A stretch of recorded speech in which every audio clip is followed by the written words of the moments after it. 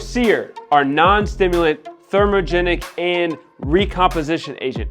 Seer is a super cool product because it's going to help you utilize turning your white adipose tissue, which is for storage of fat, into brown adipose tissue, which is going to help with energy production.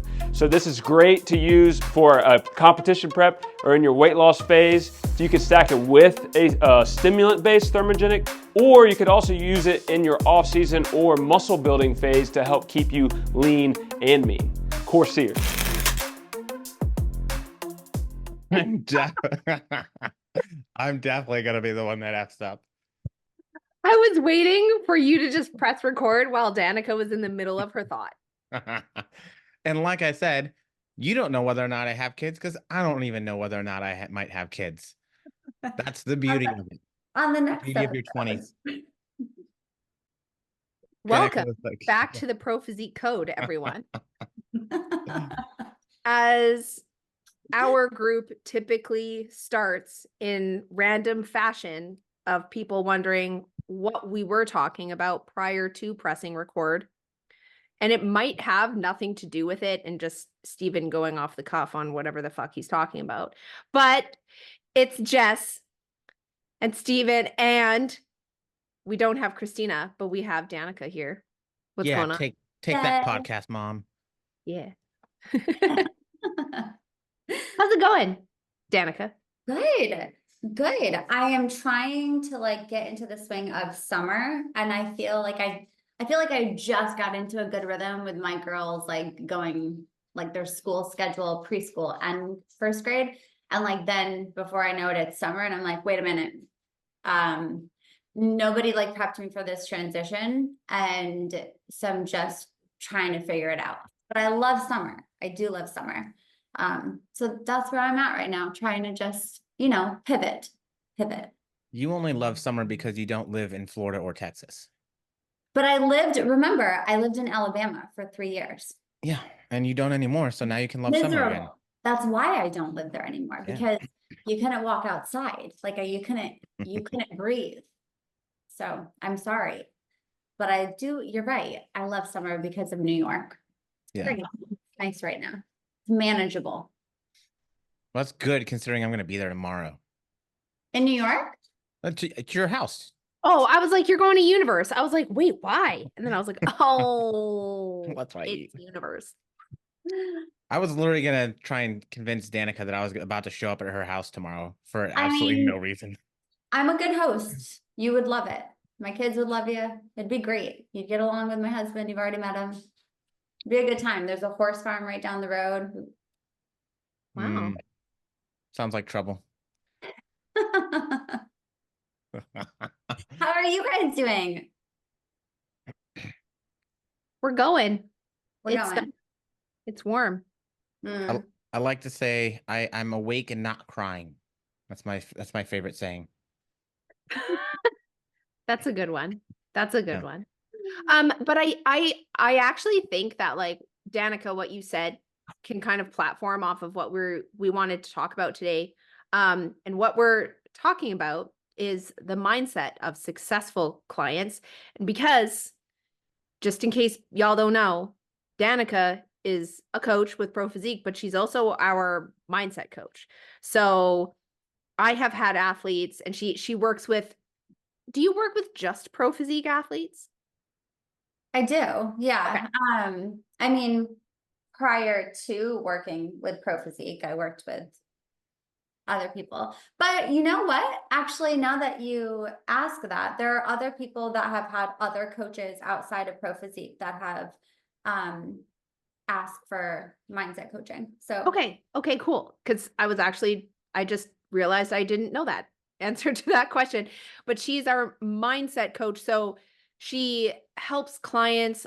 I've had clients work with Danica on relationship with food, just overcoming boundaries in terms of their protocol It's mostly just, I don't know. I hate to say the word mindset because that we're probably going to use that word so much and it just becomes repetitive. And what the fuck does that mean? Right. But it's it kind of aligns their protocol that their coach gives them, as well as like if they're really struggling to adhere to that protocol or to follow that protocol from just like a mental standpoint and overcoming like mental hurdles. Anyways, she does all the things, and she's our mindset person. And you were like one of the people at Command the Stage that people loved the most from like your presentation and how you like engage with people. So we're really excited to talk to Danica today about the mindset of our successful clients. Because you mentioned summer is here and like you just got into a routine, and now routines are different. And I think that, you know, that that creates struggles and hurdles for a lot of people, both in like executing on their plan, but just like in their mindset surrounding getting over that. And well, maybe it's summer and blah, blah, blah. Anyways, Yeah. that's what I felt. No, I totally agree. I feel like there's, and maybe more coaches should probably do this. Even like myself, I find like there's this checklist of mindset where like I need to know a person has like, you know how we're always looking for like, what's your baseline, and have you established a solid baseline? Do you have a routine? Like in order for us to really see progress or make changes, there has to be consistency with a solid baseline. We have to know the variables, and they can't be scattered. I feel like the same applies to your internal dialogue, your narratives, your habits, your beliefs. Like there has to be a solid baseline and foundation if we're going to really execute any transition, programming, setting up of goals that are like reasonable and realistic. Like there has to be, the same has to work with like your mental and emotional well-being. If you don't have that, like say you're like, oh, I'm solid with macros, I'm solid with nutrition, I got a good routine, but I'm really effed up when it comes to like the internal dialogue, then it's gonna be a little hard, and it's probably not gonna go as well as you would want it to go or your coach would want it to go too. So that's kind of my job, is to help them realize that like that's important too. That mental fitness is really, really imperative in order for your success. I mean, I think we definitely have said it many, many times. Like it's hard to really thrive if you live in chaos. Mm. And I think most people do a better job looking at external things. Like, okay, the macros are external, right? It's something that's outside of me that I'm controlling and dealing with, or the exercise is external. Or even like external stressors, right? Mm-hmm. Okay, these things outside stress me out. But when we start to like ask people to internalize things and say, okay, well, what's going on with what's happening inside of me? And sure, yeah, your food matters there, your sleep matters, your water matters, but also, you know, how you speak to yourself matters. How you allow other people to speak to you matters. And I think that's where most people struggle to find that, because I've had a lot of people that are very, very successful in all the traditional measures. But their stress levels, the way they speak to themselves, the way they allow other people to speak to them, all of the things that really influence that mindset and stress response that's also happening from all the things in life is just beyond. But they don't recognize that it's beyond because it's just like it's their normal day to day. So like I think sometimes those changes, those opportunities to pivot, right? Like school's ended, now we're in summer. What? I thought the year just started. It gives us opportunities to take a step back and then like actually reassess and try and be more introspective on, okay, what is going on that maybe either is keeping me from getting what I want out of the process, or is keeping me from enjoying it as much. Mm-hmm. I agree. Yeah. I was going to say, so like in terms of like that inner dialogue, what would you guys say are some of the like successful clients that you would say, like let's give our listeners some examples of like a successful client inner dialogue, or like how they speak to themselves. Like I'm sidelining like making a list, but I want to hear what you guys think about that. No, you go first. Don't put us on the spot and get sidelined to make your list. That's not even close to fair. Well, I wanted to like, there were a few things like Stephen that you said about creating boundaries, perception of stress, and the way in which they speak about themselves to themselves. I think your like language with yourself is so important. And I'm so quick to like call my clients out on that shit. If I see it in their check-ins, if they're messaging me, also if I see it on social media, I'm like, whoa. It's it, it's using the kind of language that promotes like joy and overcoming and abundance. Those are some of like the successful qualities, meaning like this is hard, but I can do that, right? Or like this is challenging me right now, but I'm sure that I'll be able to figure it out, right? Or like that kind of perception. Also things like being aware of body checking and the way that they like the language that they use with their physicality. It's like, hey, I'm uncomfortable today. I'm just going to wear a bigger shirt, or I'm going to put on something that actually makes me feel confident about myself, or I'm just going to avoid mirrors. And today is a day and I'm going to recognize that and move on, instead of like focusing on that negativity. It's always, for successful clients, I find it's coming from a place of abundance or of learning and growing and overcoming. That's like where I hear a lot of their like successful client inner dialogue start from. Yeah, I would agree with that too. I think that you had even used this for a lot of my clients. What I would say is that they leave out the but ... like, and that is something I will encourage them to do. I'll be like, that's an interesting point, and ... like, you got to give me something else, because I can't just roll with that. I need you to have like another perspective on it or another spin, and I need you to finish that up and wrap it up nicely with a nice bow that looks pretty, that fills your cup instead of like drains your joy. So that's something I always challenge. And I find that when people are able to, you can go through, it's not saying you have to be like the happiest person and everything is rainbows and unicorns. That's not life. It's allowing yourself to like have good perspective and not just zoom in on like all of like the details. You can zoom out and see it from a whole picture standpoint and gain that perspective to finish your sentence and to finish your thought. And a lot of the times what I ask too is, I have like one-liners with my clients a lot, especially with mindset clients, of like, how's that working out for you? Like they'll be like, I'm beating myself up all the time. This is what I'm saying. I like, am always body checking. I'm always looking in the mirror. I'll be like, how's that working out for you? Like, good?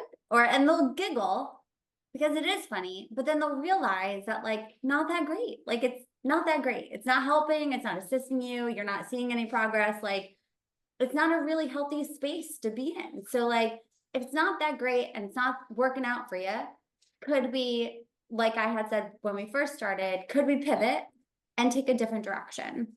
You can be in the muck a little bit. I'll let you be there, but I find the most successful clients are the ones that don't just get stuck in the mud. They're like, nah, this is kind of uncomfortable and I'd like to get out of the mud now. Like, they just want to get out.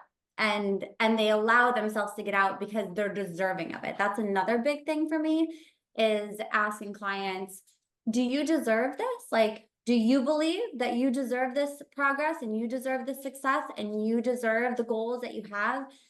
Because if you don't believe that, you're probably not going to get it. Like, I was going to say, that's another whole big issue. yes. That's Yeah, like, shenanigans. you got to believe in it. You have to believe that you are deserving and like of health, or you're deserving of like whatever goals that you set for yourself, that you fully wholeheartedly believe that you deserve it. Because if you don't, and you're always second guessing and you're saying like, I don't even know if like it's worth it. I don't think I can get there. I'm too old, or like, it's my first time. It's never going to happen. Like, then your body is going to start to believe that with every cell you have. And then that's what's going to end up happening. So that's another like internal dialogue thing that I find with my successful clients. Are like, I know I deserve this, or like, they truly believe in their capabilities, and they're able to like honor their mistakes, honor their like the things that are struggling them or challenging them, but they recognize their worth and value in a healthy way, and they can change and look at that like perspective and find things that fill them up instead of just deplete them continuously. So I agree and I disagree I in love terms it. of in terms Friendly of the disagreements. worth thing. Because I think there are plenty of us that could say, yeah, I don't deserve anything extra. I don't deserve. It doesn't mean I'm not going to go for it. I think the hard part is that most people can't feel like they don't deserve something and not be self-defeating. I think that's like the underlying thing that I see with a lot of people that like undermines their goals and their progress, is that if they don't feel like they deserve it and they feel like they have to deserve something to get something good, because I can tell you what, I've seen a lot of garbage people that have gotten a lot of really great things and had some really great lives. And I would say, yeah, they probably don't deserve any of that. So I think getting out of the idea that you have to deserve it, like you don't have to deserve it, but you can still have good things regardless of whether you deserve it or not. Everybody has shortcomings. But I think getting over that idea that your shortcomings, either in past or present, have any real bearing on how good you should have it, or like that deserving, I have to deserve something good. I think that's a misnomer. You don't ever have to deserve something good. I don't think I deserve my wife, but guess what? I'm not going to give her up or like do something to undermine that because I don't feel like I deserve it. So I do think there can be a balance to that, and another side of the coin of I don't really think I deserve it, but since I have it, I'm gonna make sure it's taken care of. And I guess that's at the same point like making you deserve it, you know? But I was on that like deserving side of things talking about competitors, and you see a lot of times like I deserve to win, or like I deserve to ugh, get my pro card because I worked hard. And it's like, well, okay, first of all, some people like in the world of bodybuilding, genetics have a big part. And like some people, we're just gonna put it out there, they still work hard, but they're just gonna win, or they're gonna get their pro card way easier in like 2 shows, over someone who is maybe genetically not so blessed in terms of bodybuilding, right? It's a sport. That's the way that it is. Sometimes deserving something or like feeling like, oh, I deserve this can lead to resentment when we're talking about goals, right? I think the other thing there is like, you got to be careful with that mentality, because I agree. I think you need to have self-belief. I think that self-belief is really, really important when it comes to just like following through with a plan, but also understanding that like just because you work really hard for something doesn't mean that you're always going to get it. And just being cognizant of that, especially with like talking about bodybuilding, like you can work your ass off and never become a pro. Like that can happen, or it's just going to take you a really fucking long time. And some people get it really quicker than others. So you just need to be careful about that. I think that there is some portion in there though, that you do need to recognize that you, I don't know, like you have to have self-belief. So there's like that, like tie-in, I right? think I think it's also, it's like recognizing that you have worth. Like Yeah. we all have worth, yet nobody's worth more than another person, right? So like I think the people who tend to struggle with that are the ones who struggle with seeing their worth. And I don't know, maybe Danica could correct me if she has a different experience, but from my experience, it's most of the people that feel like they don't deserve something are the ones that feel like they don't do enough, or like that their best isn't good enough. Like, dude, what better are you supposed to do than your best? Like real that you don't have more to give. And those individuals, I think, where it like it kind of chips away bit by bit at their worth. And then that's where the I don't deserve good things. And that's where a lot of like the self-defeating behavior and thought process really, I think, grows for a lot of people. And I'll be honest, like those are the ones that, you know, if we're talking about what makes good people, it's the opposite end of that spectrum, right? Right. Um, but those are the ones that I find really struggle because they've you almost like dig yourself into this pit of self-defeating like patterns over and over again, and it gets really hard to dig yourself back out of that. Yeah. I think it's all in context too. Like Yes.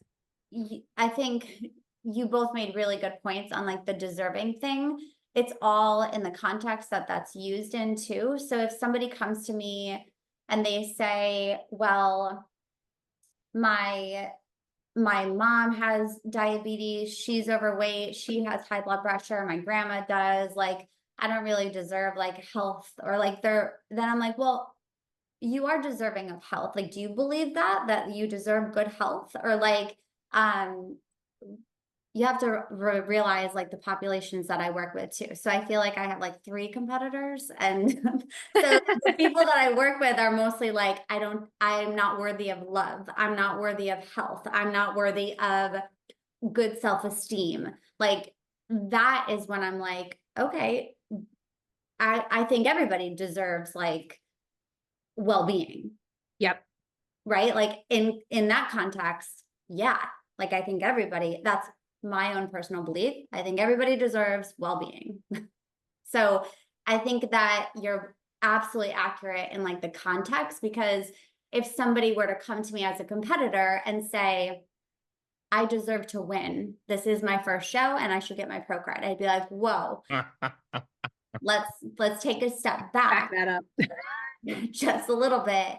And like, I love your worth, and I love that you value like yourself, and you feel that like, you're going to go after it. That's great.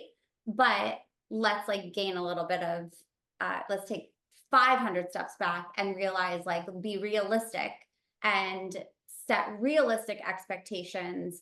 And maybe we can change that up the narrative a little bit so that you don't set yourself up for feeling disappointment, resentment, failure, all of that stuff. So question, because like, and when we like set goals with people as coaches, we always are looking at, okay, where are you now? And where do you want to go, and what's realistic for us to maybe accomplish long term, sure, but short term, and those kind of things. And I know we're like changing the topic a bit here. Whatever, take that, Christina. I have definitely found that some individuals have a very hard time with that realization of, oh crap, I'm not where I wanted to be to actually accomplish the goal, right? Like, way off kilter. I want to win an Olympic gold medal in gymnastics. Real talk, I've never once been in a gymnastics gym, right? So like, I'd have to, if this was my huge goal, because I don't think it just applies to people who compete. Like, I see people that allow themselves to get discouraged in like the transformation challenge because they didn't maybe lose as many pounds as somebody else, or they didn't have the same transformation as somebody else, not even recognizing that that person had a completely different start point. Like, is there a specific way that you help people to mentally deal with, hey, okay, we're not at the point where we're ready to really achieve that goal yet. We're building up to it and we absolutely can. Or the idea of maybe we didn't have the most realistic goal in the first place. And so we need to moderate that, take that step back so you don't have to beat yourself up over it, but recognize that this is one step closer still. Yeah.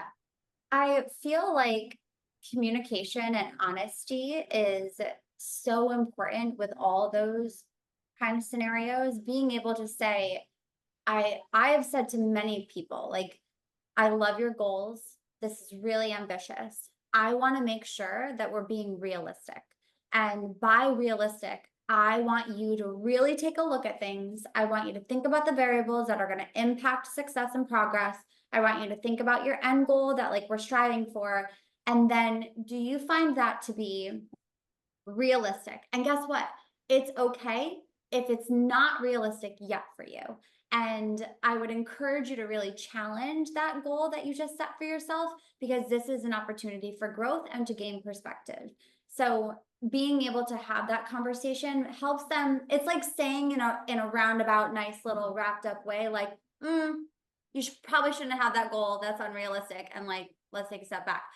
Doing it in like a nice little way and articulating it that helps them to feel still encouraged to set goals, right? But also to realize that like we want to make sure we're setting goals that like we can achieve together, and being honest too. I've been very open and honest. Like I really feel like the goal for you of a 12-week prep is unrealistic, and I would be compromising your health. And to me, that like ethically, morally, I don't like that. It makes me feel yucky in my belly. So could we think about together and brainstorm a more realistic goal? If they're out at that point, then like that's on them, right? That's Yeah. on. So I would, and I would even say to them a step further, like, I'm so sorry you feel that way. I really hope, just so you know, it's coming from a place of care, concern, like making sure that we're on the same page with things.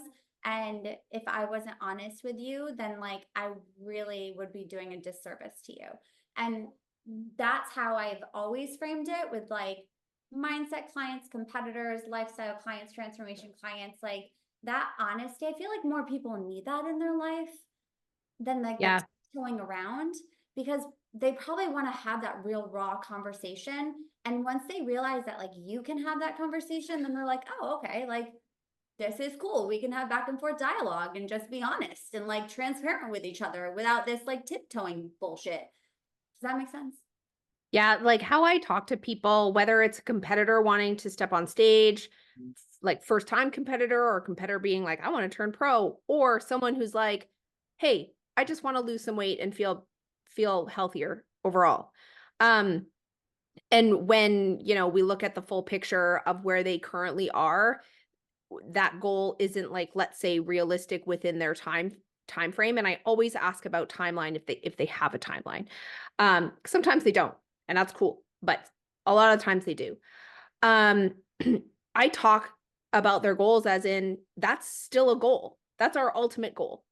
And so you to step on stage, you to lose 50 pounds, whatever it is. That goal is still there.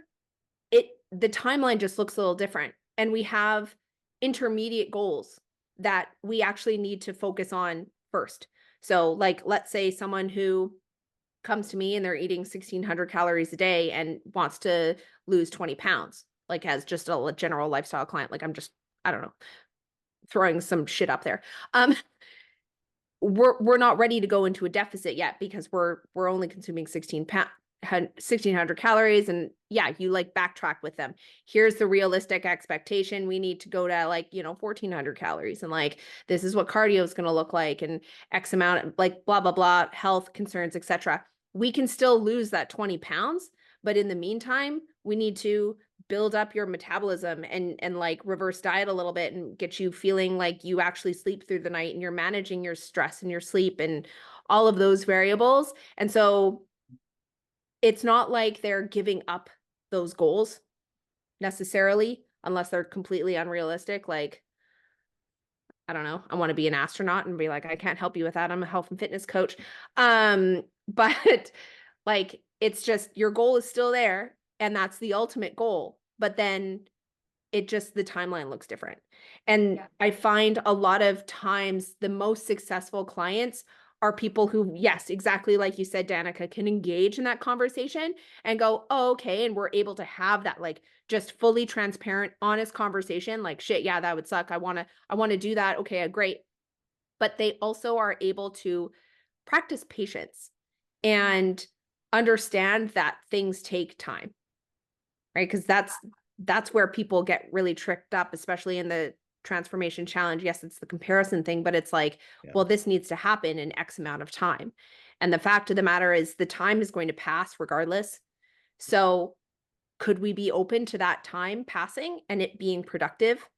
And that goal maybe being like the sustaining weight loss, or stepping on stage and winning an overall instead of just stepping on stage to step on stage and having a really shit prep. Like, so it's those qualities of being able to being open to having that conversation, being honest and being transparent, and then also understanding that, okay, I need to practice some patience and being open to that and leaning into those different phases. And also asking, you could ask too, I love all of that because that's so important. But what if we don't get there? That's an awesome goal. Yeah. Walk with me. What if we don't make it there? And what does that look like and feel like to you? Mhm. So I think that's the bigger thing that I see people struggle with. And so I'll say successful people make smaller goals. And what I mean Yeah. by that is not every goal is the end of the road. Successful people don't just have an end of the road goal. They have a bunch of little goals all the way leading there. Because it's not just like, what if it doesn't happen? But dude, what if it does happen and you hated every second of it? Yeah. Right. Like, what? And so along with the small goals, one, apparently some people feel joy when they accomplish a goal. Like, it's not like, okay, here's the next thing, here's the next thing. Like, so that's cool. I'm glad for some of you guys. Uh, like, that's great. I love that for you. Uh, but I like, love that for you. yes. Um, but it's also like, if you're not enjoying all of those little things that you're doing, like, you're probably not going to enjoy that big goal, even if you do accomplish it too. So it's like setting smaller goals so that those of you who feel normal people feelings can feel happy and fulfilled throughout the entirety of the process as well. But also making sure that you actually enjoy that thing. I feel like with the bodybuilding stuff, a lot of people have this idea like, oh, if I win a pro card, my life's going to change somehow. Oh, if I win this, this is somehow going to make me a different person. When the truth of what makes you a different person is the accumulation of all the little things over and over as your identity changes over time. Yeah. So if you're super far from the identity of somebody who would be a professional bodybuilder or XYZ, we probably need to be making little goals of, okay, well, can we track 5 out of 7 days this week? Yes, great. Can we hit protein and total calories? Yes, great. And when we do that, we do the next thing, we do the next thing. And then now your physique has changed because your behavior's changed. That changes your mindset as well. And it all kind of goes into, oh, hey, look, you made a ton of really great progress towards that big goal, but we didn't have to overwhelm you feeling like you should have been at that big goal, 12 weeks ago. Mm-hmm. Yeah. I think also successful clients or individuals that are successful in their pursuit of any goal that they have are, if you ask them, how do you handle challenge?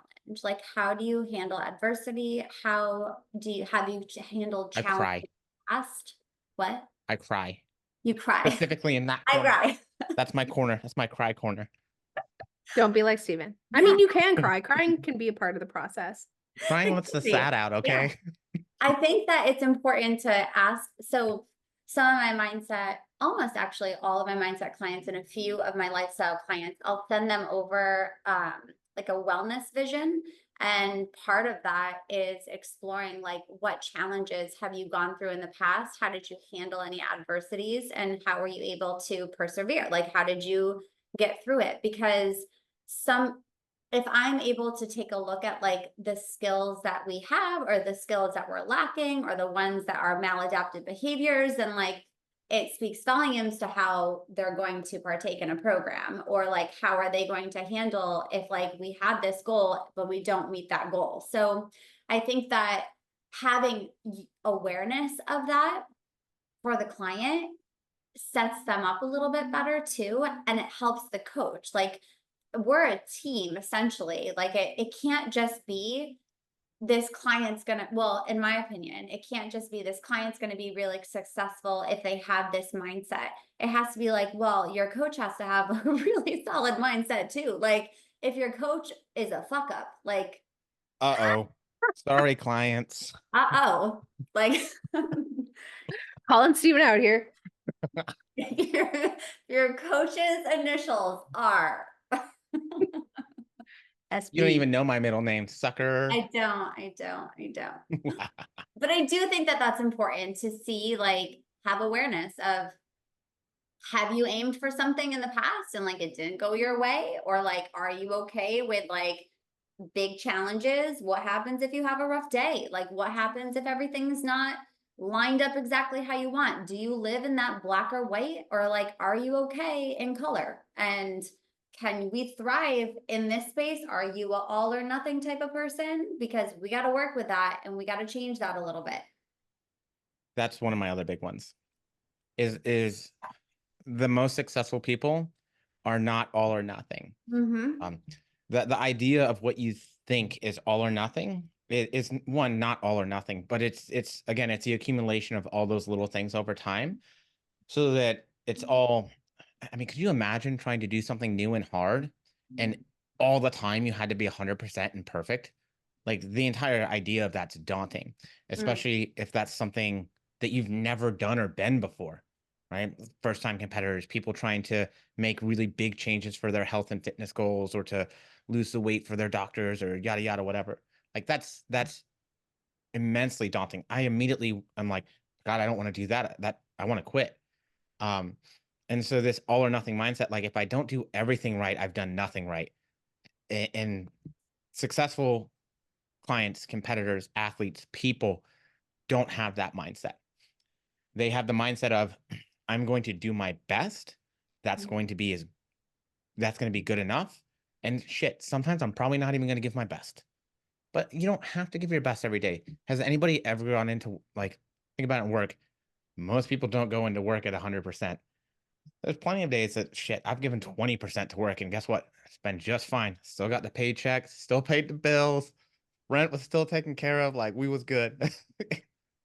I think a lot of that boils down to awareness too, because I think that like you can be successful, or like you're able to make progress when you are experiencing an all or nothing mindset, because I've been there.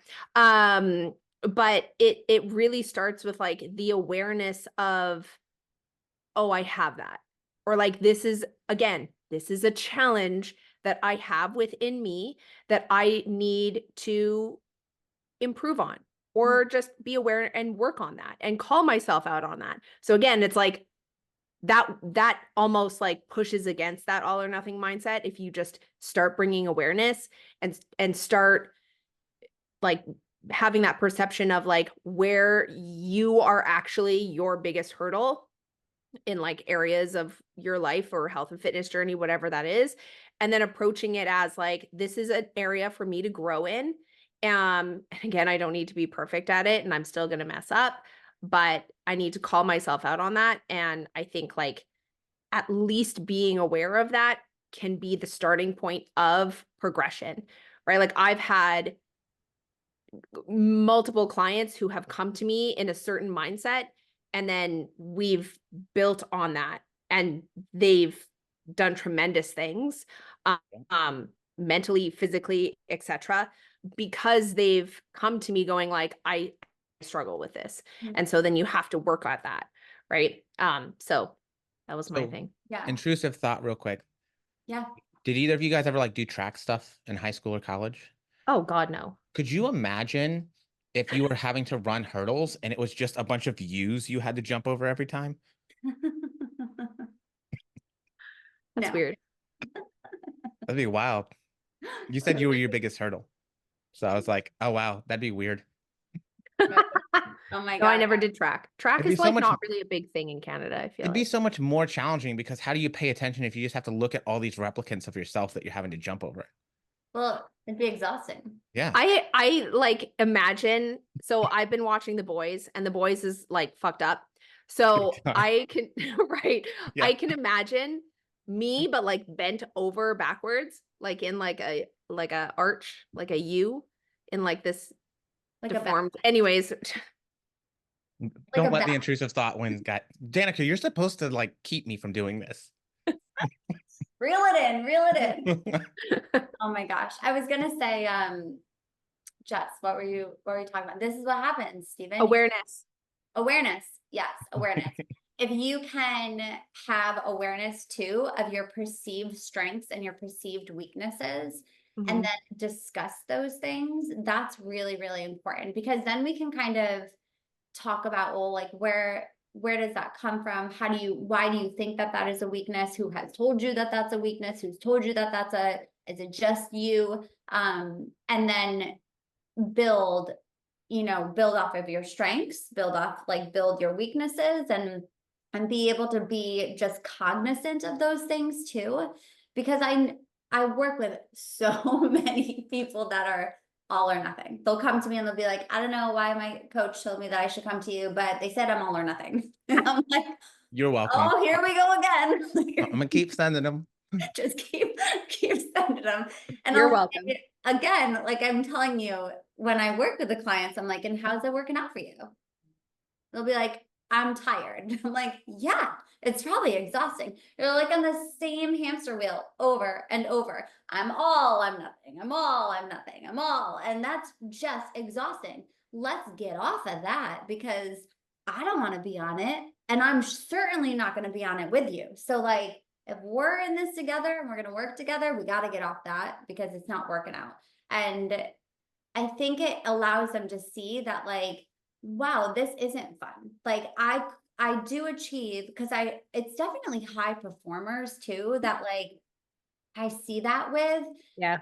And I'll tell them to remind themselves, like, you have to remember that if most individuals that are like, everything's perfect, everything's to a T, I've done this, I'm a high performer, it's like go, go, go, go, go, go, go. There's like all yang, there's no yin, and go, go, go. Your nervous system is exhausted. Like Booked. done. It is done. And it wants any type of like relief or feeling like it could just like zone out. And typically what happens is it searches for that in a way that doesn't serve us well. So then we find that thing, whether it's food or whatever, pick your choice. And then we get frustrated with ourselves, not understanding like why we got to that place. And like we have to kind of go really upstream a little bit and be like, well, how did I even get there? Like, where did it start? Maybe it's because I was too on, and I just became tired. Again, we talked about like stress, like perceived stress.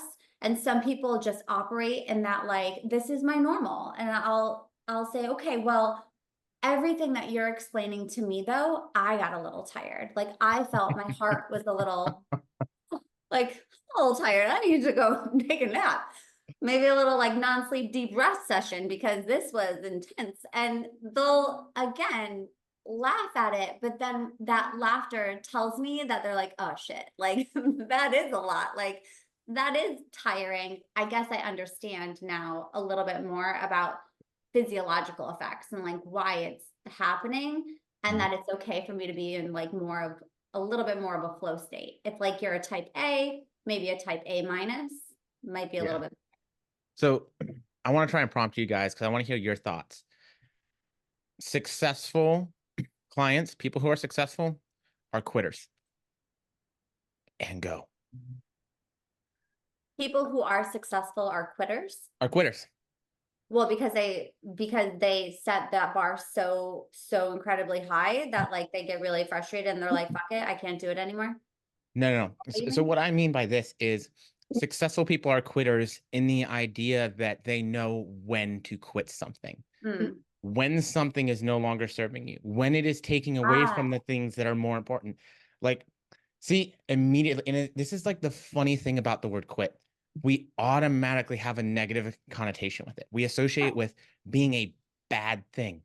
Like, yeah, but I quit doing drugs. That's a good thing. Like a long time ago, y'all. Like it wasn't really a bad thing, right? It was the normal teenager, young 20s thing. Don't worry, we'll not edit that out later. But like that's a good thing to quit, right?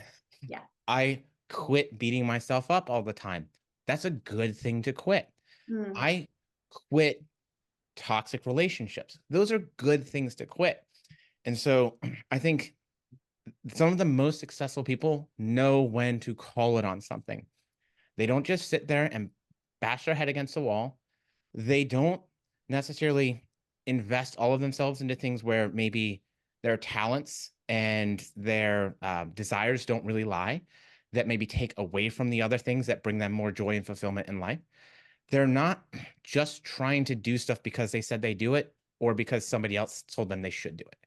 They know when to quit, and they quit the things that don't benefit them.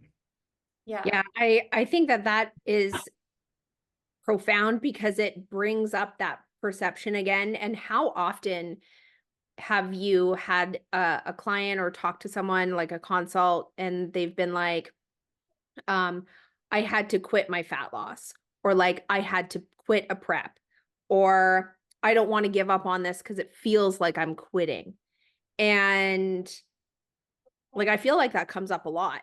And the fact of the matter is, like, the 10 times out of 10, it's like it's a good thing that we're stopping this, right? Or it's a good thing that we're shifting, or that we need to actually think about something else now, right? Like, okay, so I'm going to talk about a competitor, but we competed twice, and she did fantastically. And there was a show that was really close to her, and she was like, well, I want to do it. Like one last go, like the last show was really good. I want to keep going. I was like, okay, well, your feedback from the judge was that you need more size. And so we can go and do this show and get that same feedback, and potentially not even do as well as we just did because we need more size. We're dieting longer, blah, blah, blah. Or we can be like, okay, that's it. And now it's time to shift. It's not quitting. It's not quitting prep. It's going, okay, well, wait, reevaluating where you're at and recognizing that whatever that path is that you were working really hard at, it needs to change. It needs to change in order for you to grow. So I want to challenge you, because you are quitting prep at that point. You are quitting what you were doing. Yeah. But that's not a bad thing necessarily. It's in like this delineation of, I can quit doing prep and not quit being a bodybuilder. Right. You know, I can quit going to my gym and not quit being a healthy person.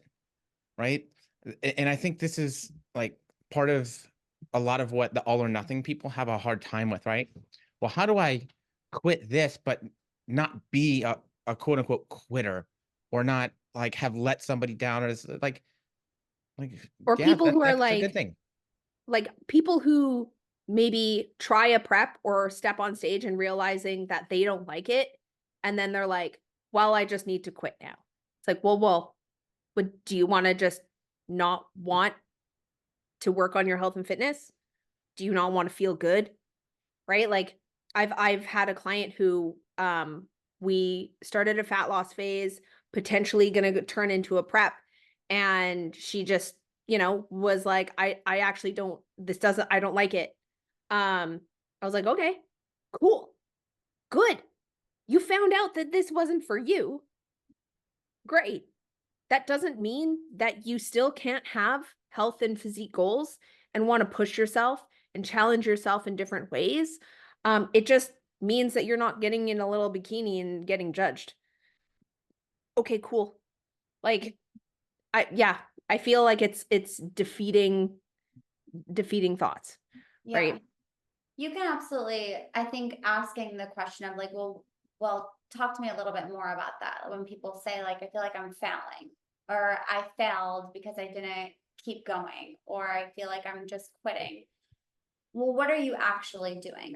Are you letting go of something that doesn't serve you well anymore? Because if you put it that way, it kind of sounds beautiful. Like, sounds like a great decision. And challenging maybe their definition behind the terminology that they're using, because like you said, Stephen, it doesn't have to be this negative thing. Like, it can be a positive thing when their definition of it is challenge, or when why they're using that word is challenge. What are you actually quitting? And then going there with them to help them explore, like, sometimes letting this stuff go, or not continuing a specific goal, or quitting something, can be very advantageous, and honestly makes us stronger, I think, when we realize that, like, it gives you the ability to realize, like, hey, at the end of the day, you have no obligation but yourself. So, like, you should probably make those choices for yourself. that serve you best. And you don't have to do anything for me or for like society or for social media or anything like that. Doesn't fit with your flow and that's not your journey, don't do it. That's okay. And I think like that's the beautiful thing. None of us like to admit that we have like a set amount of energy and bandwidth. Like we can only handle so many things. And then when we learn to quit the things that don't serve us, that don't bring us joy, that don't bring us fulfillment, that don't make our lives better, like we now have all that energy to put into all the things that do. And could you fucking imagine if you took all the energy that you were trying to force a bunch of stuff that isn't for you, that's not serving you, that's not benefiting you, and it's not bringing you the joy that like you're looking for in life, and put that into the things instead that did and that do. Whether you're, you know, just starting out, whatever it means, like wherever you're at with it, like that is a life-changing realization to make. And I think the most successful people that I know came to terms with that a long time ago. Yeah, I agree. There was, I like created sometimes with my mindset clients and other clients, I create mindset tasks. Like I have like a whole set of like tasks that I give out and I'm like, oh, I just came up with a new one. This is a good one. I'm going to give this one. One of my all or nothing clients, everything is high stake. So like if she doesn't perform her best, it's like high stake in her mind. And part of my job is uncovering like where did that come from, that feeling. So like with that client, it does come from like upbringing and like what was kind of the messages given to her. So for her task, I said, you know, the whole like it's all or nothing thing isn't working out. I need you to start to think, what are the big things in my life? Like the things that I give energy to, the things that are important to me, the goals that I have, and I want you to put them in categories like low stake, medium stake, high stake. And then let's discuss this because it gives you the realization that probably some of the high stake things that we're thinking aren't really high stakes. Like, and it's okay to not put those in those categories because it's not filling your cup. It's draining you and not giving you, when we have too many high stake things, like everything is like overwhelming. We don't have that mental capacity to make really good decisions usually. Like we just Wait, you guys have mental capacity to make good decisions? to make like emotionally sound, reasonable decisions. Like, Ooh. what is that? What is that? But I find that to be such an awesome, even for myself, I was like, I'm going to use this task. Like, this is a pretty good one. Because it just gives you, like, you have to challenge yourself and say, like, if I don't do this, is there high stakes? Like, is my world gonna fall apart? Probably not. Like, I'm probably gonna be okay. And the world will still exist around me. Dude, I'll tell you, I don't, it sucked, but I think one of like the good experiences for me in my life was like living without, so like we got evicted from our apartment up in Ohio because my roommate stopped paying his half the bills. I was like, well, I'm not going to do it. And so he stopped paying the electric. So I lived without electricity for like 2 weeks, like straight up. If I had to go to laundromat, go to the laundromat. If the sun went down, my day was over, right? And I was like, wow. When I think about that, I'm like, there's a lot of stuff that I prioritize. Like if I can live without electricity, there's probably a lot of things that I might be over prioritizing or overemphasizing in my life. That's it. Perspective. Perspective. Yeah. I love that. Another thing really quick. Another thing to realize is this might be too psychological, but I don't think so because you have me on here. So might as well give it to you. If your needs aren't being met, your physiological, like your physical needs, your psychological needs and your emotional needs aren't being met, then that I find like with some of my clients, like for instance, like connection or like feeling connected, feeling abundance, feeling safety, feeling self-worth or community around them. Like if if those needs aren't being met, then I find that there's always little hiccups that come up along the way that represent like that is an unmet need, and we have to make sure that we're meeting that need in a positive way. A lot of individuals, like, well, not a lot, but I would say there are some individuals that would go after a goal that they feel may meet a need Yes. that's not being met. Yes. Yeah, But I actually had like the Maslow's like Yes. hierarchy of needs Yes. in like my notes. I just wasn't really, I was like, oh, that's there. Like I haven't mentioned it yet, but like the physiological, like I am a human. I have food, I have water, shelter, and then it's like safety, protection, security, and feeling safe. And sometimes like that's where we're stopped. Like you don't feel safe. And then like, you know, you build up like belonging, love, self-esteem, and that kind of stuff. But And you yeah, can't get to the top one, like that, like self-actualization and like really thriving, right? Like feeling like you're thriving in your life and you're happy and you can be in this flow state. You can't just jump up to that level without the base. Like it just doesn't work like that. There Yeah. will be huge roadblocks, and you will probably have behaviors that like are trying to serve those needs, but aren't at all. Like you think that they are. They're like little gremlins that creep in that like don't serve you at all, but they say that they do. So you're convinced that they do, but we really need to kick them the fuck out. I think there's also, and like, I'm pretty sure we could go for hours on this one. So maybe I will continue to just bring up more crap. Like this, and it goes into the all or nothing. Like you can have a good life without things being good all the time. Mhm. It kind of goes back to the knowing when to quit, but also I think not over glamorizing the overcoming adversity thing. Like if everything's hard, that's a problem. If everything is pushing you to your limits, that's a problem. Like those aren't good things. And so maybe it's, yes, your self-belief, your confidence, your self-efficacy, like your ability to believe that you deserve something or that you don't, or that you're capable. There's a lot of things that go into that, but if you're consistently pushing against things that are, or trying to do things that are like world breaking all the time, like that's a problem. We need to take a step back and we need to figure out how we make these things more digestible, whether that's like too big of a goal, realistic goal setting, working on, you know what I mean? Because everything's overwhelming at that point. And then you don't have the bandwidth, you don't have everything. But if things are just, okay, it's not the greatest right now, or, you know, this is a hard part in life, like that's normal, that's life. So I think also getting out of the social media mindset that people put forward for us.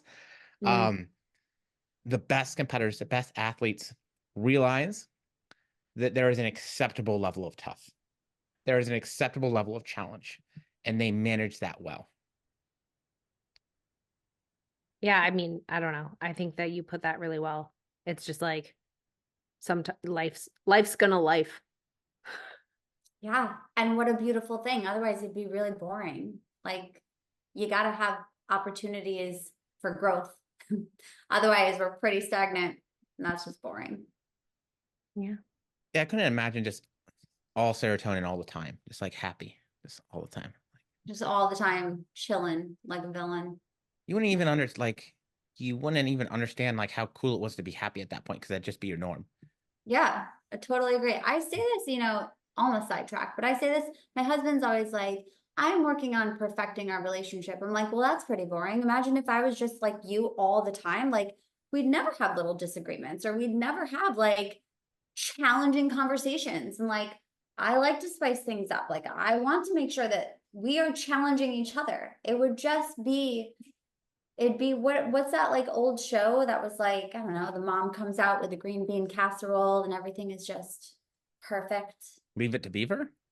I don't know. Maybe it was a different one. I think it was Leave It to Beaver. I don't Leave It know. to Beaver. But I know what you're talking about. It was like There the has to be. 1950s like marriage vibe. Yeah. Ugh.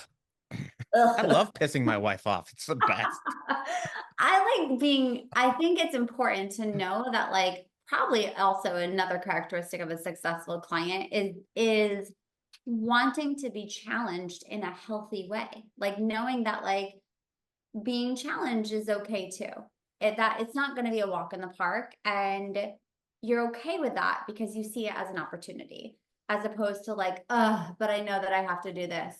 If that's like the tone that I get right away, I'll be like, "Ooh, we need to talk." Like, this is an opportunity. And like, if we don't see this as an opportunity, like, then let's just have a bigger conversation around that. We can't just keep thinking negative, negative, negative. And I think in a healthy way, right? Because this is the same thing that we can do a lot of the times with our fitness goals, whatever, too.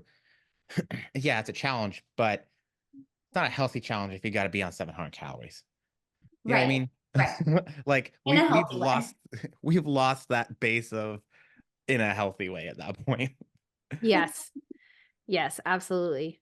And then within that healthy realm, leaning into that discomfort, right? And just being like, okay, this is part of what I should be doing if I'm being challenged in a healthy way. And that's good. And like, I don't know, I talk about like leaning into that discomfort because then you can process it. Like if it is a challenge for you to set up meal prepping, or like me doing cardio now that I'm in prep. I haven't done cardio for 4 years. I don't know. And I'm like, okay, like now I get to do cardio because it's allowing me to progress to this new goal. And like, it's hard, but it's manageable. Like shit, I'm doing like 30 minutes. It's fine. But there are parts where I'm like, oh God, like this morning I was like, I don't want to go do cardio, but like, I'm going to go do it. So let's get after it and stop distracting myself. And it's allowing me to progress towards this next thing that I'm working on. Right. And it's in a healthy way. It's not me doing cardio for like 4 hours on the Stairmaster. So I think there's also a difference between like discomfort and pain. And so like if we talk about that in like physical therapy and all the rest of the stuff, Yes. like pain tends to be it's a signal, right? It's a signal that something probably ain't in the best spot.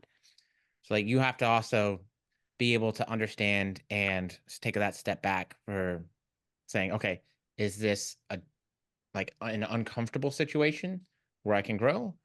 Or is this me creating painful situations for myself? And not to say that painful situations aren't also opportunities to grow, but like if you're trying to force like a prep so much that it's affecting your marriage or your ability to spend time with your kids and those relationships, like, and it's creating pain on a lot of other things, that's a signal. Yeah. Well, setting those healthy boundaries for yourself and knowing like, if I'm doing this at the expense of what, or at the cost of what, and am I okay with that? Yeah. I bet I had creation of boundaries on my list of things too, within yourself and Yes. with others. And that can be almost sometimes setting boundaries with others can be easier because it's like, oh, like they're going to push them sometimes. Like people are going to probably push your boundaries. And so it's okay. Like, I'll give into it. But at the end of the day, the promise that you're actually breaking is within yourself. So I think the really important thing is creating boundaries for yourself. So, um, you know, again, awareness, like what do you need from that within that boundary? Sometimes with clients, it's like, I'm talking about them creating boundaries with them and their work, right? Like when they get home and like work is still in their brain and then they can't sleep and then they're up later and then they overeat because they're stressed out and then they're tired and then they can't sleep. Oh, but then they have to go back to work the next day. And for example, right? Like it can just spiral. It's like, okay, well, when you get home from work, how can we like turn off, or how can we do parasympathetic activities to like bring your CNS down, and rest and digest, or whatever that is. Maybe it's going to a social gathering and you're choosing not to drink, and then you have to talk to people about why you're choosing not to drink. Again, creating boundaries. That was on my list. Yeah. With creating boundaries, also being transparent and communicating like with your boundaries and being okay with that. Like, I think this kind of brings it to like what we talked about in the beginning, but there is sometimes this hesitation. A big question that I ask my clients is, what don't you want me to ask you? And they're like, oh man, like it just challenges them a little bit, because there's always something that like they probably want to talk about, that like they're hesitant because they feel like maybe I'll be judged, or like this will be taken the wrong way or whatever. But like sometimes it probably will be more productive if like we can be honest in a very well articulated way, and like 9 times out of 10 it really does lead to good things. You are able to be honest with people, you're able to set your healthy boundaries, like it kind of is better for everybody involved. And so I think the boundary thing is probably easy for like me. It's for Jess, but it's easy for me because I don't give a shit what other people think about me. Like that's a them problem, right? But there are a lot of other people who care very much what other people think of them. And for them, setting boundaries is one of the scariest things in the world. And if that's you, great. We've uncovered there's maybe some other things in terms of our priorities that maybe could get worked on to make life a little bit better. But again, that comes back to knowing where you're at.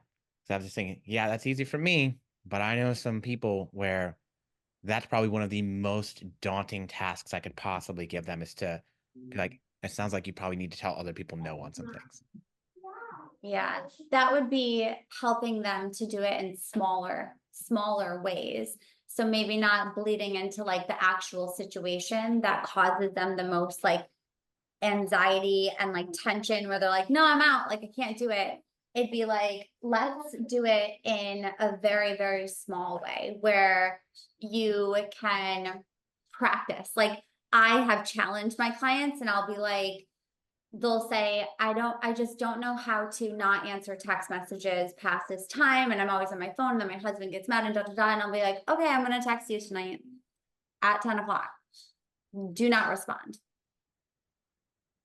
And that's your boundary. Like, let's start here with a safe space. And I know what's happening, and like, let's do it safely. And then let's see what happens. Like, also another thing to remind people of is, say you do that scary thing, or say you do the thing that challenges you the most. At the end of the day, you don't ever have to do it again. Like you can do it once and then be like, just kidding. Yes, yes, yes. Like if like no doesn't work for you, and like you find that it's worse, don't do it again, because chances are it's going to be really good. But like, if you don't like what I'm telling you and the kind of tools that we're working with, you try it out, it doesn't work for you, don't ever do it again. That's actually a good place to stop, right? It's a great place. Yeah. Don't ever do it again. Don't ever do it again. All right. And with that,